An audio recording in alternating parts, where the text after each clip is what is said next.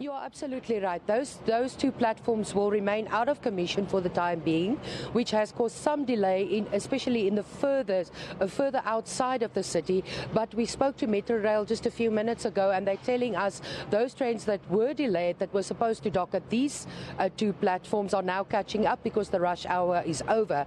Other than that, it seems the morning traffic with the trains flowed steadily. It was the usual rush of the morning.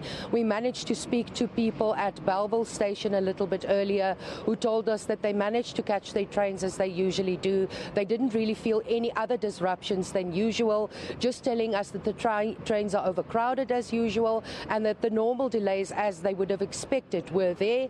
Others told us that the trains were actually on time and running smoothly. So for the most part, the two platforms out of commission didn't have the impact that was expected, and whatever delays they were, they're telling us they're busy catching up on that. Earlier, officials made a call to any witnesses who might have seen what happened. What's the latest there, Mariska?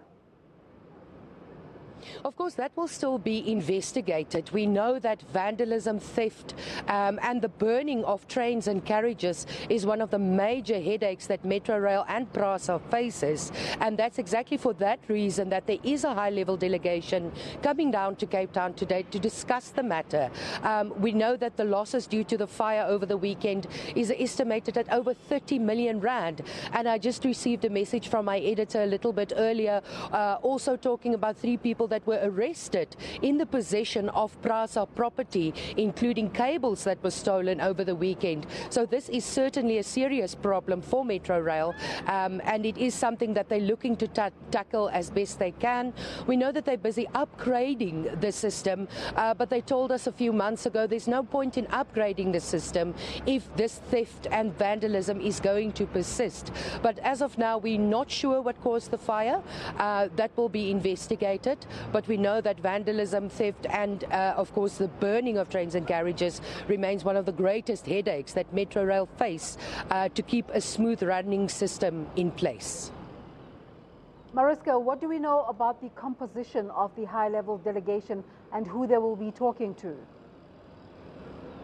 We understand it's management from Prasa's side, and they will of course be engaging with the top brass here in Cape Town to deal with the matter, discussing the matter.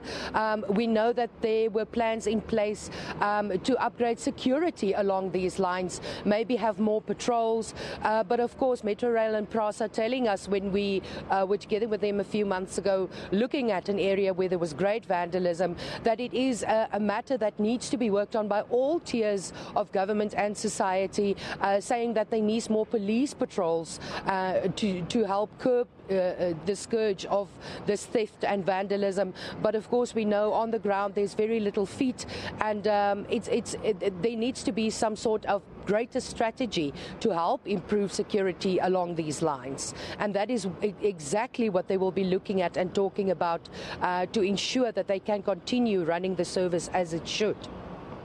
Any sense in terms of when this delegation will arrive? At this point, we don't have an exact time as to when they will arrive, but we will certainly keep our finger on the pulse to find that out.